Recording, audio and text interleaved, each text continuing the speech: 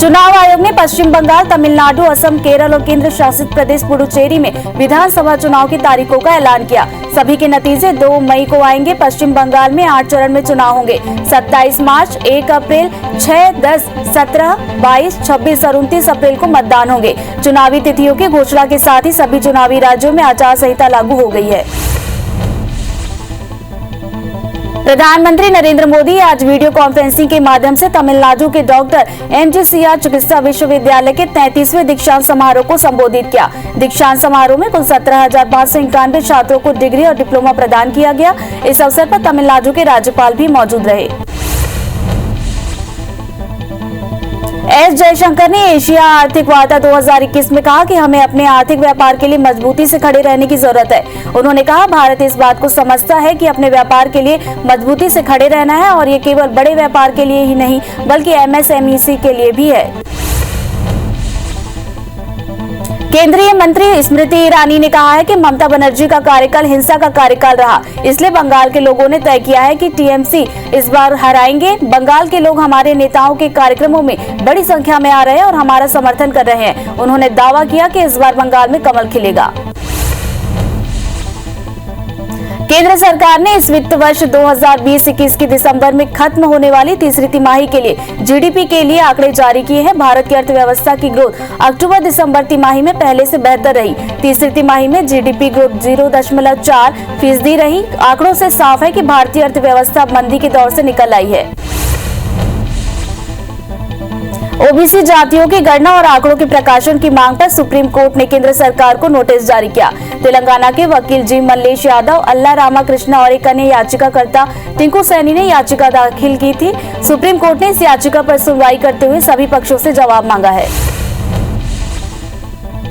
हवाई यात्रा करने वालों को नागरिक उड्डयन महानिदेशालय यानी DGCA ने बड़ी राहत दी है। DGCA ने सर्कुलर जारी कर कहा है कि घरेलू उड़ान संचालकों को अब ऐसे यात्रियों को टिकट की कीमत में रियायत देने की अनुमति है जो केवल कैबिन बैगेज के साथ यात्रा करते हैं, यानी जो यात्री सिर्फ कैबिन बैग लेकर यात्रा करेंगे उन्हें किराए में छूट मिलेगी। छत्तीसगढ़ विधानसभा के 5वें दिन किसानों की आत्महत्या का मामला सदन में गूंजा। नेता प्रतिपक्ष धर्मलाल कौशिक के अलावा शिवरतन शर्मा ने भी इस मामले में सरकार को घेरा। धर्मलाल कौशिक ने पूछा कि पिछले 10 महीने में कितने किसानों ने आत्महत्या की और इन्हें क्या मुआवजा दिया गया।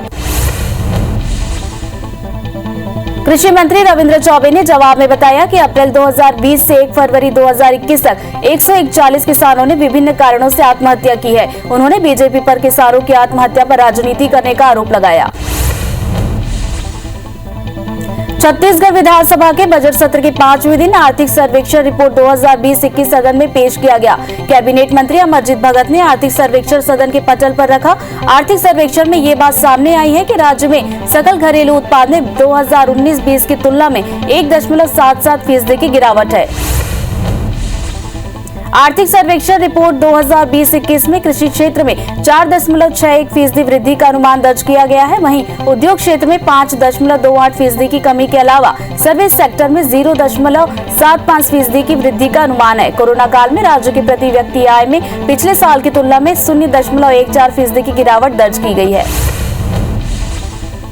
कैबिनेट मंत्री अमरजीत भगत ने आर्थिक सर्वेक्षण पेश करने के बाद कहा, सरकार की नीतियों की वजह से विपरीत परिस्थितियों में भी राज्य का प्रदर्शन बेहतर रहा। जबकि बीजेपी ने कहा कि सकल घरेलू उत्पाद की दर में कमी होना बेहद चिंताजनक है। इसका असर छत्तीसगढ़ के जनजीवन और विकास पर पड़ेगा। विधानसभा में सीएम भूपेश बघेल ने कोरोना टीकाकरण को लेकर बड़ा ऐलान किया। सीएम ने कहा कि सिर्फ 3 करोड़ लोग ही भारत सरकार की जिम्मेदारी नहीं है, पूरे 135 करोड़ लोगों को निःशुल्क टीके लगवाने की व्यवस्था करनी चाहिए। सीएम ने ये भी कहा, अगर सरकार ऐसा करने से इनकार करती है तो अपने राज्य में हम अपने खर्च पर टीकाकरण करवाएंगे। छत्तीसगढ़ विधानसभा के प्रश्नकाल में सोंढूर जलाशय के नहर निर्माण के लिए जमीन की क्षतिपूर्ति का मामला उठा। इस पर कृषि मंत्री रविंद्र चौबे ने कहा कि क्षतिपूर्ति का भुगतान वन विभाग को किया जा चुका है। साथ ही कहा कि गांव वाले जमीन में क्षतिपूर्ति की मांग कर रहे हैं, वो जमीन गांव वालों की है ही नहीं। सीएम भूपेश बघेल 27 फरवरी को सिहावा स्थित कर्णेश्वर मेला महोत्सव में शामिल होने वाले हैं, जिसको लेकर जिला प्रशासन और पुलिस ने पूरी तैयारी कर ली है। बता दें कि कर्णेश्वर में माघी पुन्नी के अवसर पर हर साल भव्य मेला लगता है, जहां दूर दूर से लोग मेला में शामिल होने आते हैं। सीएम शिवराज सिंह चौहान ने भोपाल के मिंटो हॉल में दीनदयाल अंत्योदय रसोई योजना के दूसरे फेज में 100 रसोई केंद्रों का वर्चुअल शुभारंभ किया। इसके साथ ही सीएम ने इंदौर, उज्जैन, मुरैना, धार और छतरपुर के लाभार्थियों से संवाद भी किया। ये रसोई केंद्र 52 जिला मुख्यालय और 6 धार्मिक नगरों में संचालित होंगे। ग्वालियर में कल सांसद विवेक सेजलवलकर की राज्यसभा सांसद ज्योतिरादित्य सिंधिया से मुलाकात होगी। इस मुलाकात के एक दिन पहले आज सांसद विवेक सेजलवलकर जयभान सिंह पवैया से मिलने उनके घर पहुंचे। दोनों नेताओं के बीच बंद कमरे में करीब 45 मिनट तक आगामी नगर निगम चुनाव और हवाई अड्डे के साथ ही हवाई सेवाओं के विस्तार को लेकर चर्चा हुई। मध्य प्रदेश में पीडब्ल्यूडी ने शहरी विकास संबंधित निर्माण कार्यों को लेकर विकास कार्यों की सूची तैयार की है, जिसे लेकर कांग्रेस के प्रदेश महासचिव के मिश्रा ने कहा कि सरकार पर करोड़ों का कर्ज है। आगामी विधानसभा चुनाव के लिए 2 साल का वक्त बाकी है। ऐसे में 5 सालों के विकास का खाका तैयार कर भाजपा जनता के साथ छलावा कर रही है।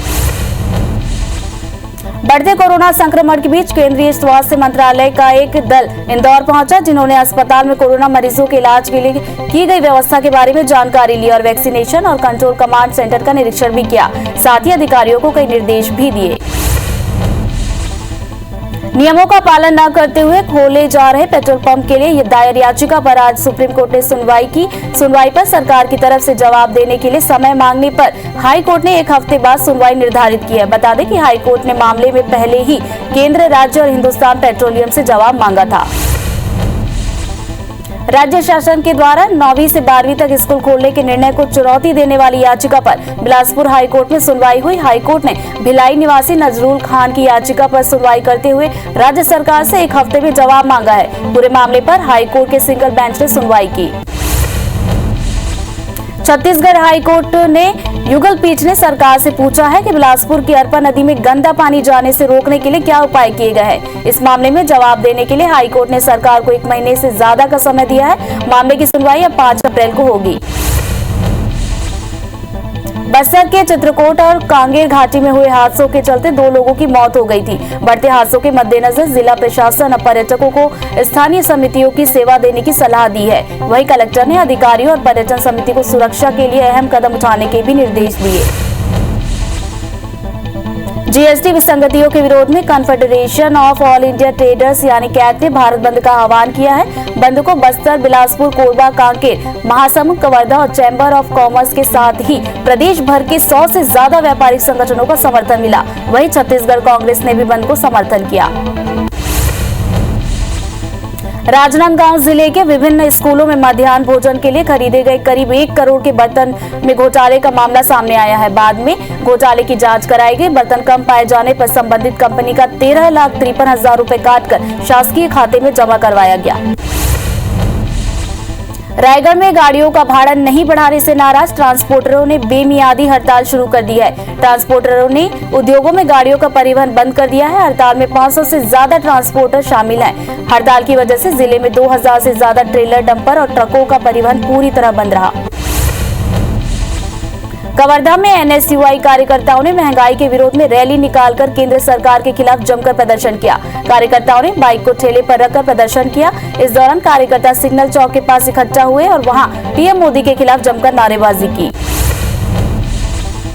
मंडला में नैनपुर तहसील में हजारों युवा कांग्रेसियों ने नगर पालिका का घेराव कर जमकर प्रदर्शन किया। प्रदेश में बेरोजगारी, भ्रष्टाचार और बढ़ते महिला अपराधों को लेकर ये प्रदर्शन हुआ। प्रदर्शन इतना जबरदस्त था कि घेराव के बाद सैकड़ों की संख्या में कांग्रेसियों को गिरफ्तार किया गया। होशंगाबाद में बिजली विभाग द्वारा की गई कुर्की मामले में राजनीतिक रंग चढ़ गया है। दरअसल बीपरिया जी द्वारा मारपीट का मामला सामने आया था।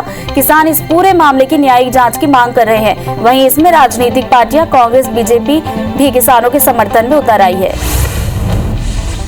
बिलासपुर में खदान स्वीकृत कराने के बाद भी उत्खनन नहीं करने वाले 25 खदानों पर 11 लाख का जुर्माना लगाया गया। जिन खदानों पर कार्रवाई की गई है उसमें अधिकांश घाट मस्तूरी और जयराम नगर क्षेत्र के हैं। खनिज विभाग ने पेनाल्टी के बाद जुर्माने की वसूली भी शुरू कर दी है। IBC 24 की खबर का एक बार फिर असर देखने को मिला है। दरअसल खबर दिखाए जाने के बाद रेत के अवैध उत्खनन को लेकर खनिज विभाग हरकत में आ गया। खनिज विभाग ने शुक्रवार को रेत माफिया पर कार्रवाई करते हुए 6 से ज्यादा हाईवे और ट्रैक्टर जब्त किए। इसके साथ ही कई अवैध रेत घाटों पर कार्रवाई की। बस्तर परिवहन संघ चुनाव में एकता पैनल ने जीत दर्ज की। एकता पैनल के मलकीत सिंह कोना ने अध्यक्ष पद का चुनाव जीता। बस्तर परिवहन संघ का चुनाव एकता पैनल और विकास पैनल के बीच हुआ था, जिसमें एकता पैनल ने एक तरफा जीत हासिल की। एकता पैनल के प्रत्याशी विकास पैनल पर भारी पड़े। कवर्धा के सकरी नदी पुल में मिक्सर मशीन खराब होने से नेशनल हाईवे 2 घंटे तक जाम रहे, जिससे सिटी कोतवाली पुलिस ने किसी तरह सड़क के किनारे कराकर जाम खुलवाया। इस दौरान सड़क के दोनों ओर गाड़ियों की लंबी लाइन लगी रही। दरअसल मिनी माता चौक के पास पुल का निर्माण काम चल रहा है। कटनी के एनकेजी थाना क्षेत्र में एक युवती के अपहरण का मामला सामने आया था। इस मामले में अब अपहरण का लाइव वीडियो सामने आया है, जो जमकर वायरल हो रहा है। इसे लेकर एनएसयूआई के सैकड़ों कार्यकर्ताओं ने एनकेजी थाने का घेराव कर दिया और पुलिस के खिलाफ जमकर नारेबाजी की। फिलहाल आरोपी पुलिस की गिरफ्त में है। कटनी के कचहरी परिसर में अज्ञात बदमाशों ने एक महिला का 5 लाख रुपए से भरा बैग पार कर दिया। कोतवाली टीआई विजय विश्वकर्मा ने बताया कि रबर फैक्ट्री रोड निवासी सविता यादव ने इसकी शिकायत की थी, जिसके आधार पर 2 संदेहियों को हिरासत में लेकर पूछताछ की जा रही है। विदिशा में ओम प्रकाश सेन नाम के युवक ने कर्ज के चलते खुदकुशी कर ली है, लेकिन परिजन कुछ सूदखोरों पर हत्या का आरोप लगा रहे हैं। इसे लेकर उन्होंने मृतक के शव को रामलीला तिराहे पर रखकर हंगामा करते हुए चक्का जाम भी किया। आरोप है कि कुछ लोगों ने ओम को जहरीला पदार्थ खिलाकर उसकी हत्या की है।